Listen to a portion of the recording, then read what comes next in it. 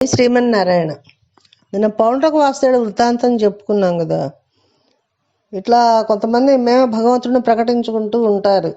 నిజంగా భగవంతుడు తాను భగవంతుడని కృష్ణ భగవానుడు కూడా ఏ రోజు చెప్పలేదు. బాబాని మనం చేసుకుంటూ ఉంటాం. షిరిడి సాయిబాబా గారు ఆయన కూడా నేను భగవంతుడు అని ఎప్పుడు చెప్పలేదు. సబ్కా మాలిక్ ఏక్ హై అంటారు స్వామి కూడా. సద్గురువు ఆయన భగవత్ తత్వాన్ని ప్రబోధించారు. భగవంతుని సేవించండి అని చెప్పారు. అన్ని కులాలు మతాలు ఒకటే అని చెప్పారు. మతం మార్చడం తప్పని చెప్పారు. కాబట్టి మనం ఇవి తెలుసుకోవాలి. అంతే తప్పితే భగవానుడిని అనుకరించి ప్రయత్నం చేయకూడదు. ఆయన ఏం చెప్పారు అది ఆచరించే ప్రయత్నం చేయాలి. భగవంతుడు ఏం చెప్పాడు, ఎదుటి వాళ్ళని బాధ పెట్టద్దు, అందరిలో నన్నే చూడని చెప్పారు. అది వదిలేసి మనం ఆయన అనుకరించాలి, నేనే భగవంతుడిని, నాకు లీలలు ఉన్నాయని చెప్పేసి చెప్పటం ఇది ఒక అట్లా ఉండద్దు అని చెప్తూ ఉన్నారనమాట. జై శ్రీమన్నారాయణ.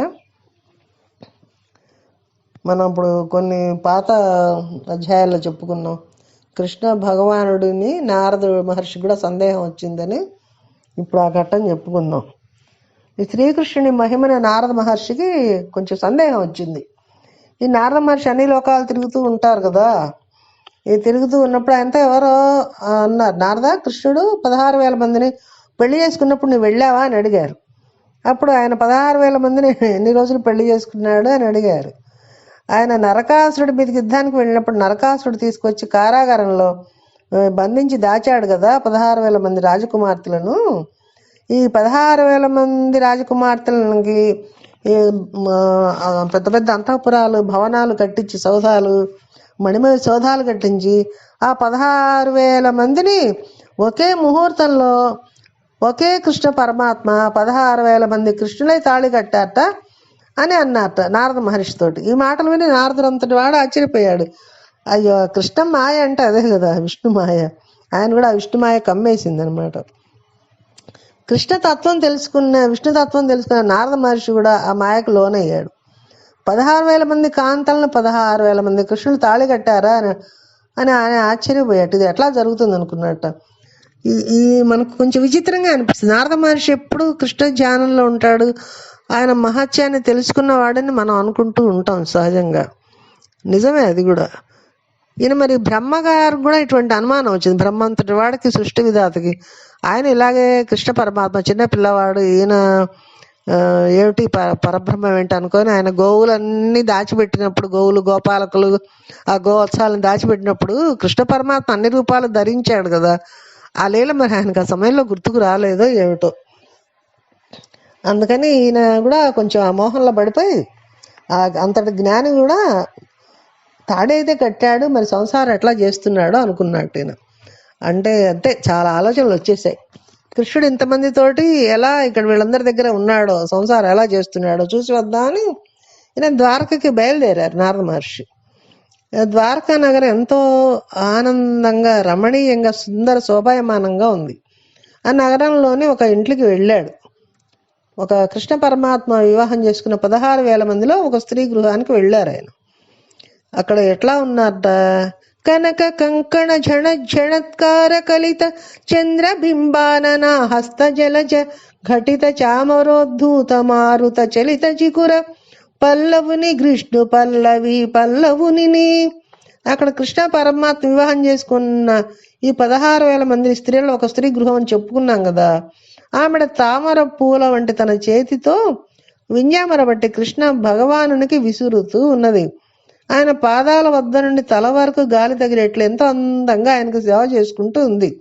ఆవిడ మహా సౌందర్య రాశి అయి ఉన్నది. ఇక్కడ భార్య చేత సేవలు పొందుతూ ఉన్నాడని నారద మహర్షి చూసి వెళ్ళిపోదామని లోపలికి తొంగి చూసి వెళ్ళిపోతుంటే అటు తిరిగి సేవలు అందుకుంటున్నవాడు కృష్ణ భగవానుడు. ఆయన వెనక నుంచి చూడకుండానే గమనించి నారద మహర్షిని అలా వెళ్ళిపోతున్నారని నారద లోపలికి రండని ఆసనం దిగి వచ్చి ఆయన ఆహ్వానించాడు. మునివరు పాదాంబుజములు తన చారు కిరీటమణి వితానము సోకన్ వినమితుడై నిజ సింహాసనమున కూర్చుండబెట్టి సద్వినయమునన్.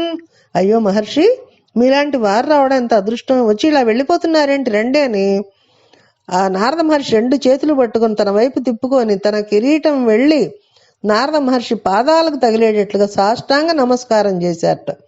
మీ వంటి మహాజ్ఞాని మా ఇంటికి ఎట్లా వస్తారు, రండి రండిని.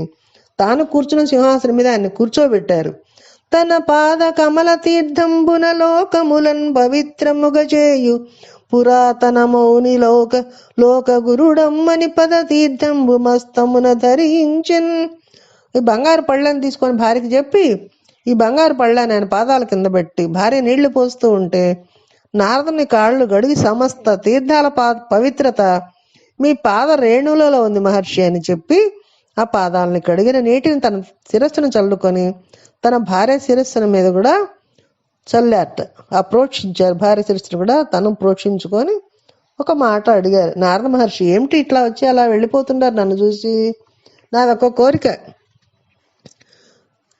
మీరు ఒకవేళ నాతో ఏదైనా పనిండి వచ్చారా? మీరు ఏ పని చెప్పినా ఆ పనిని శిరస్సు వహించి చేయడానికి నేను మీ సేవకుడిని ఎప్పుడు సిద్ధంగా ఉన్నాను అన్నట్ట.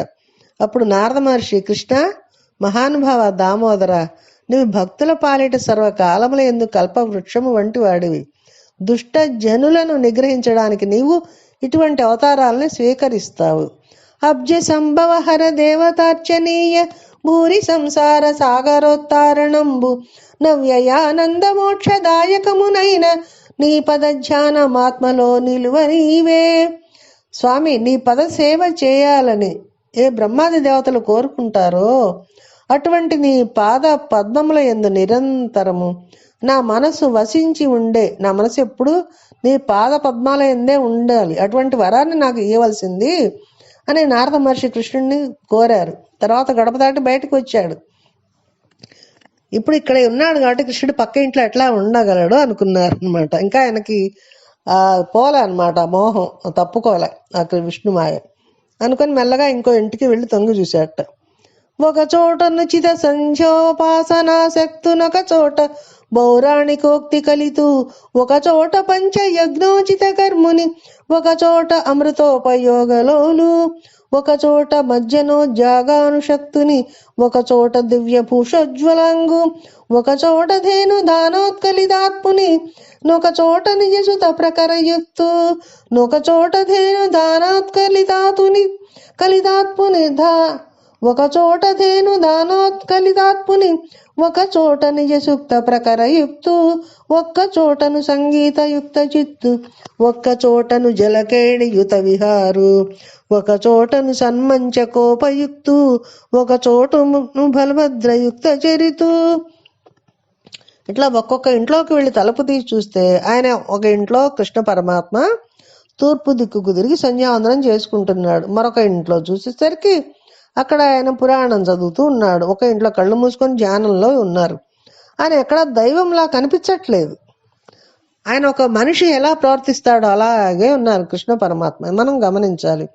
ఏ ఇంటికి వెళ్ళిన సంసారి ఎలా ఉంటాడో అలాగే కనిపించారట స్వామి. ఒక చోట తన భార్య నగల పెట్టెలోని నగలను తాను అలంకరించుకుంటూ కనిపించాడు. ఇంకొక చోటుకు వెళ్ళేసరికి బ్రాహ్మణుని పిలిచి ఆవును దానం చేస్తూ కనిపించాడు. ఎక్కడికి వెళ్ళినా సంసారిలాగే కనపడుతున్నాడు, కానీ పరబ్రహ్మలా లేడు. అన్ని చోట్ల అంతమంది భార్యలతోనూ సంసారం చేసుకుంటున్న వాడిలాగే కనిపిస్తూ ఉన్నాడు.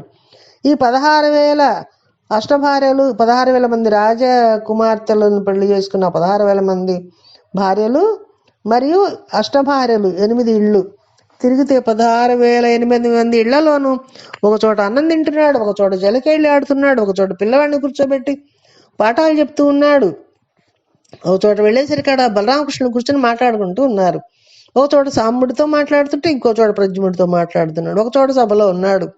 ఎక్కడికి వెళ్తే అక్కడే కనిపిస్తూ ఉన్నాడు. అన్నీ చూసి బయటకు వచ్చిన అంతఃపురం నిలబడి నారద మహర్షి ఆశ్చర్యపోయి, ఏమి నా ఆశ్చర్యము, ఏమి నా ఆనందము, ఏమి కృష్ణ పరమాత్మ మహానుభావుడు ఇంతమందితో రమిస్తూ ఉన్నాడు.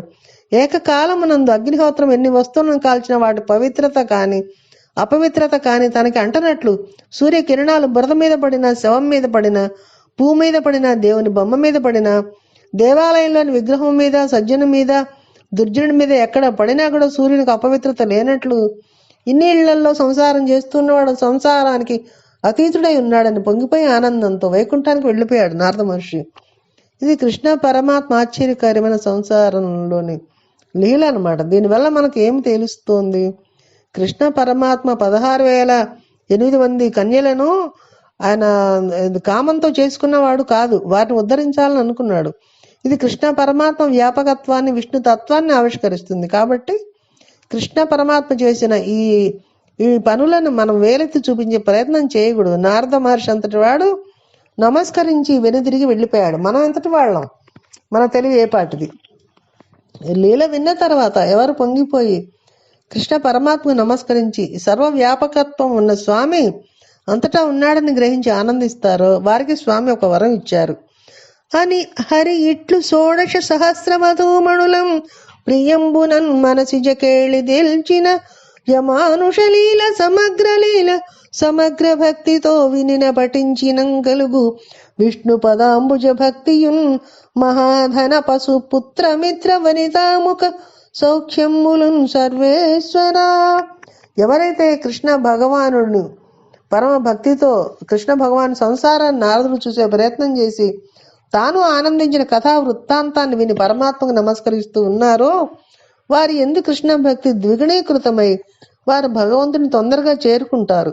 దానితో పాటు ఇహమునందు అపారమైన ధనమును పొంది పశు పుత్ర మిత్ర వనితాముఖ సౌఖ్యములన్నిటినీ అనుభవించగలిగే స్థితిని కృష్ణ పరమాత్మ కల్పిస్తాడని వ్యాఖ్యానాన్ని పూర్తి చేస్తూ ఉన్నారు.